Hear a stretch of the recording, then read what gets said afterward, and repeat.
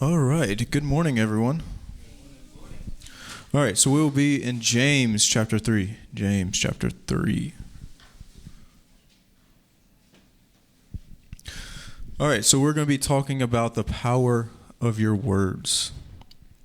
So there's one small part of your body or one small member of your body that can be very destructive, and it can cause a lot of damage. So it has the power to belittle others and the power to encourage others. So think of it this way. So imagine that you're holding a match, right? So you're holding this match, and you haven't struck it yet, but you're holding it. Is it destructive? No, not yet, because you have not struck it and there's no fire on it. But once you strike it and there's fire on that match, then that's when it becomes destructive, right? That same idea is behind your words and what you say. So that same principle applies to your tongue. So you can use your tongue to be good or evil. You can use it to be encouraging or belittling. So in this chapter, James gives us a strong warning about what we say and what we do with our tongue.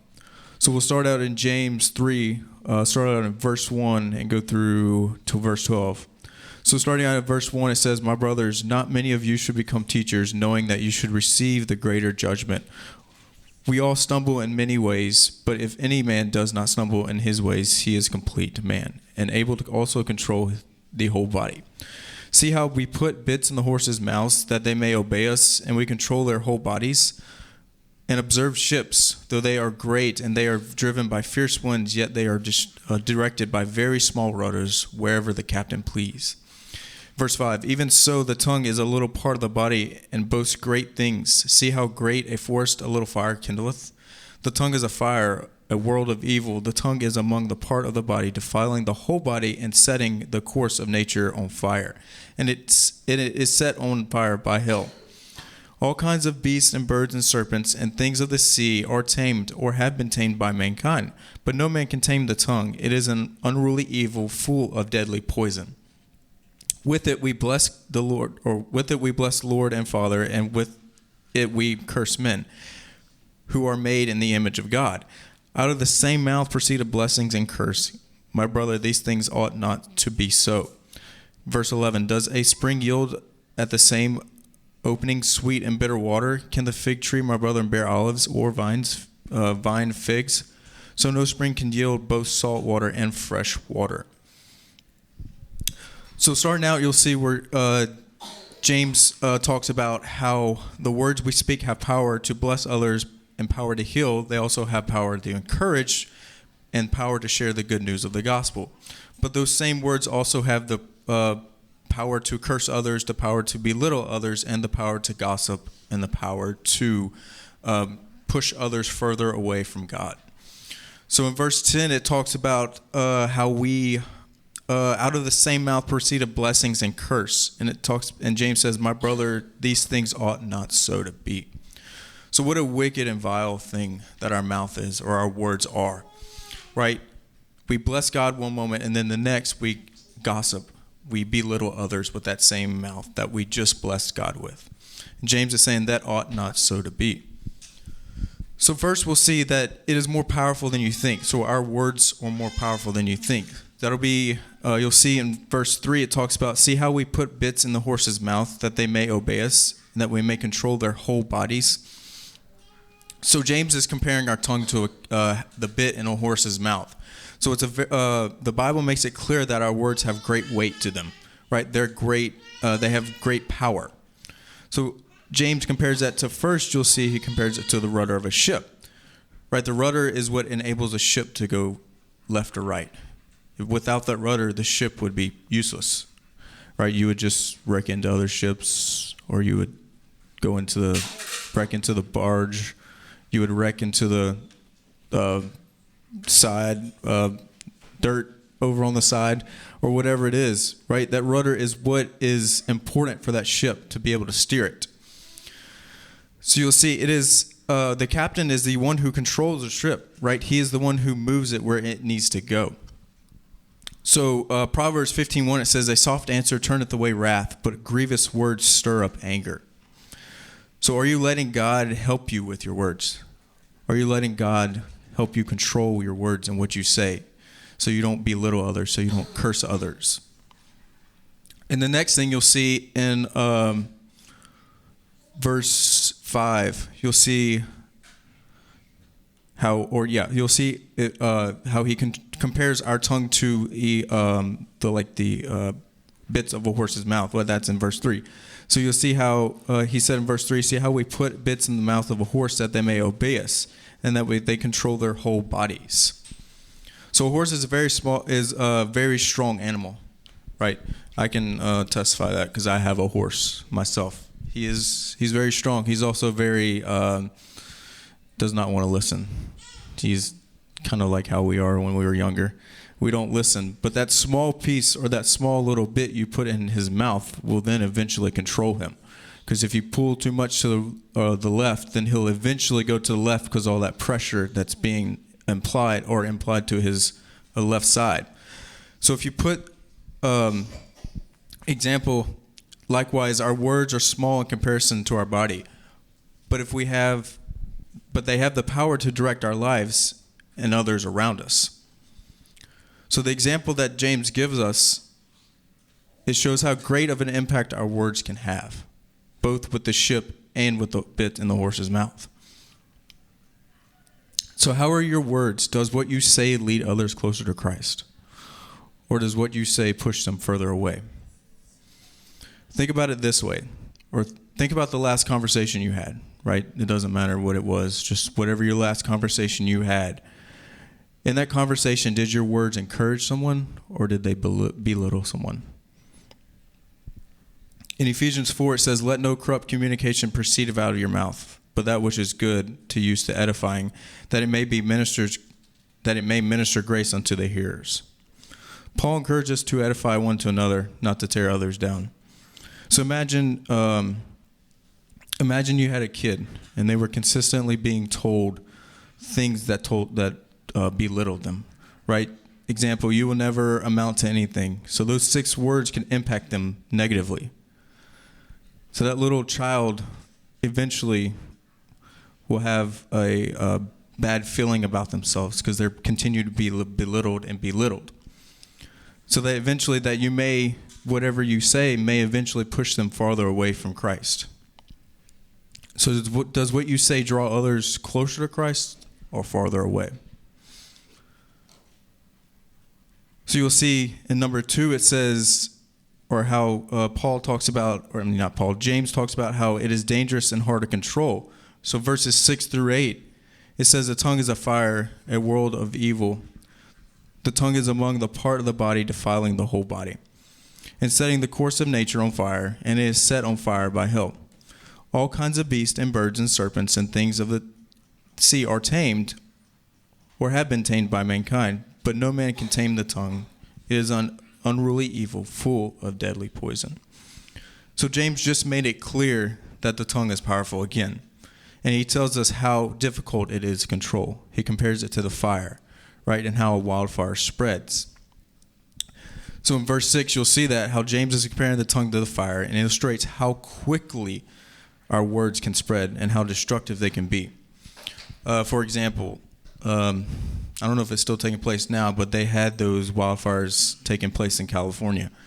And that one little spark that took place is what caused all those wildfires in California to be destructive. That is what James is comparing our tongue to. That one little spark can eventually destruct a lot. So in Proverbs 15, it says, "The tongue of the wise useth knowledge upright, but the mouth of foolish poureth out foolishness." So the things that you say, your tongue, can be corrupt, or it can corrupt your whole body. James, in verse 6, it talks about how the tongue is among the part of the body, defiling the whole body and setting up the course of nature on fire. So a single careless word or phrase can ruin a relationship or destroy your own testimony. So your words have have an impact on your everyday life. What you say every day impacts your life. So Satan knows the power of words, right? He knows what word or how the weight behind each word that you say. For example, go back to Genesis. I believe it's in chapter 3, when Satan came to Eve, right? And he tried to tell her that the fruit that God told them not to eat of, he tried to craft that in a way that it would make it sound good, right? He often uses them or our words to deceive us, destroy us, and cause division among us. So Satan crafted that word, or the words that he told to Eve, and made it sound just the right way to be deceiving to her. So that lie led to sin, and eventually that sin led to destruction, right? So the application for us today is that our lives, or what we say, can lead to sin, and eventually that sin will lead to destruction. So we must be and stay aware of the words that we say, because our words can be influenced by sin, our sinful desires, right? So later on in James, you'll see in verse 7, it says, all kinds of beasts and birds and serpents and the things of the sea are tamed or have been tamed by mankind. In the verse 8, it says, but no man can tame the tongue. It is unruly evil, full of deadly poison. So James makes a shift here from talking about the tongue being like a fire now to being like an animal, and how it is hard to tame the tongue. And then he gives a point in there that some animals have been tamed, but our tongue has yet to be tamed, and no man can tame the tongue.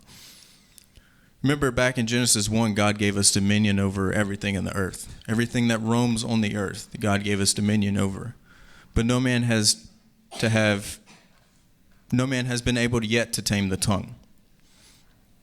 So our tongue is directly connected to our sinful nature. So that is why it's hard for us to contain it. So you may think that we have our tongue under control, but that moment of anger or frustration and we lash out at someone, right? We don't have it under control just yet. For instance, have you ever said anything that you regret? We all have, I'm sure. Whether somebody gets on our nerves or we get angry at somebody and we lash out at them, and then later on we're like, yeah, I probably shouldn't have said that. We've all done that once. That's what James is referring to. So he says that's how quickly our tongue can control us, right? James says in the later part of verse 8, you'll see how he talks about, but no man can tame the tongue, but it is an unruly evil, full of deadly poison. So that idea behind the poison is how it silently works, and then it will gradually spread. So the same is true about the words that you speak, whether they be in malice, gossip, or even if you slander someone's name. So it may not cause instant destruction in that moment, but over time that poison will begin to destroy and destroy and destroy. Same idea behind cancer. Cancer doesn't automatically hurt or kill you. It takes time. It's slow. It's gradual. That's what James is talking about in verse 8, how our tongue is of unruly evil and full of deadly poison. So no man can tame the tongue without God's help, right? We have to have God's help to tame our tongue. We're not strong enough. We're not good enough to do it ourselves. I'll give you a couple verses to help you with that. So it's in Psalms 34:13. We're not going to turn there, but that's one that you can turn to help you if you need help. And then Psalms 141 verse 3 is another one. So before you speak, remember to ask God to help you, right? Pray and ask God to help you to, no matter what it is that you have to tell someone or speak to someone, or even before you lash out, if they get you angry, take some time and pray about it so that you don't regret what you say. So now number 3, you'll see the tongue reveals our heart. So that's verses 9 through 12. In James, you'll see, with it we bless the Lord our Father, and with it we curse men who are made in the image of God. Out of the same mouth proceeded blessings and curse. My brothers, these things ought not to be so. Verse 11, does a spring yield at the same opening sweet and bitter water? Can the fig tree, my brethren, bear olives, or a vine figs? So no spring can yield both salt water and fresh water. So our words are not just some random noise like Charlie Brown's teacher was in the phone, right? So we speak from the overflow of our heart.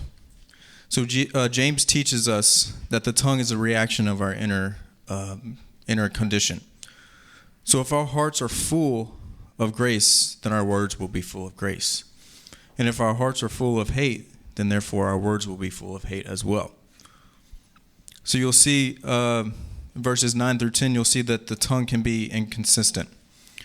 So therewith we bless God, even the Father, and therewith curse we man, which are made after the similitude of God. That's, I think, King James Version. Out of the same mouth proceeded blessings and curse, my brother, and these things ought not to be. So James is pointing out the fact that we often use the same mouth to both bless and curse in verse 9. So one moment we're singing worship and praise, just like we were doing a moment ago. We were praising God, we're worshiping God. And then the next moment we are gossiping to our friends about what Jimmy did or what Jimmy did, supposedly did to someone. So then that shows how inconsistent we are and how it exposes the true nature of our heart.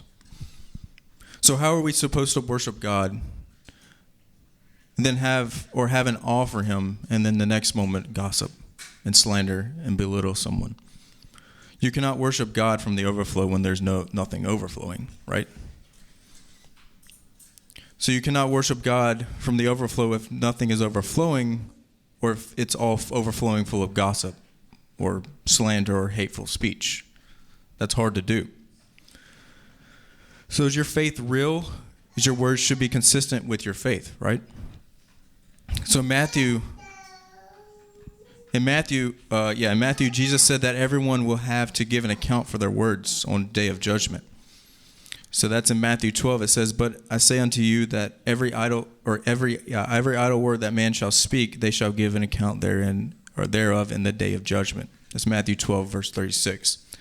So our words must reflect the heart of Christ and not our sinful nature. So you'll see in verses 11 through 12 how James talks about the source that determines our output. It says, "Does a spring yield the same opening sweet and bitter water? Can the fig tree, my brothers, bear olives, or a vine fig? So no spring can yield both salt water nor fresh water." So James gives us a little illustration to show us what can come or what comes out of our mouth can directly what's related inside of us.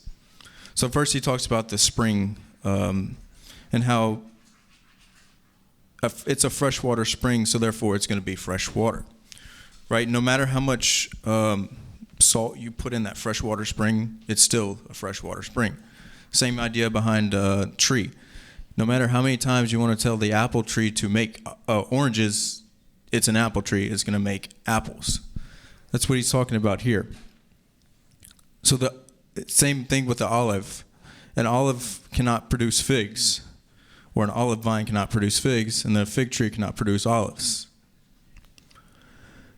So in Matthew 7, chapter 7, verse 17, it says, "Even so, every good tree bringeth forth good fruit, but a corrupt tree bringeth forth evil fruit.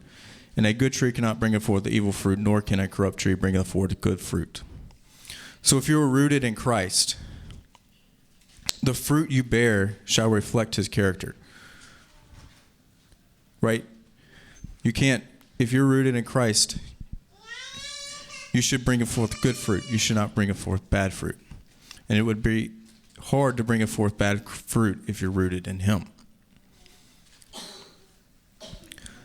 So there's this story that I'm going to go over. It says, there was once this young boy who had a terrible temper.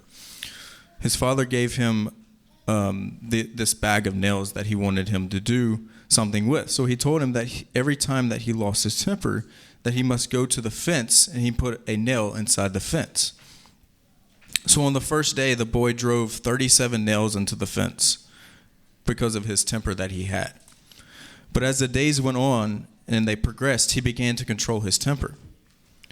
So eventually, the number of the nails he hammered each day grew smaller and smaller and smaller. So finally, the boy discovered that he could control his words and his temper and did not need to hammer the nails into the fence anymore.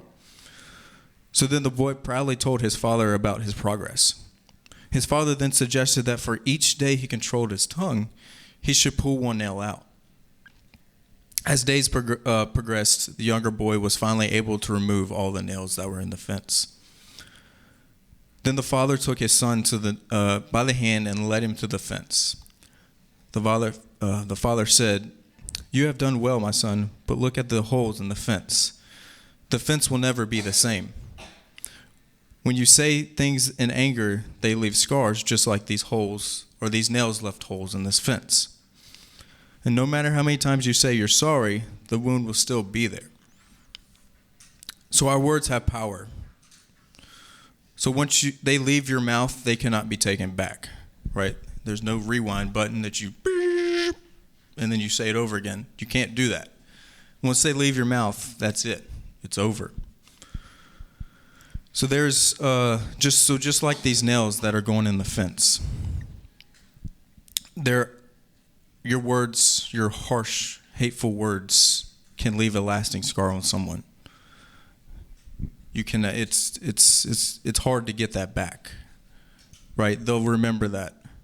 So because of that, we need to rely on God, ask Him to help us each and every day with our words and what we say, so that we can draw others closer to Him and not farther away from Him. So again, rely on the Holy Spirit to transform your speech. Rely on Him to help you each and every day, to help you in what you say.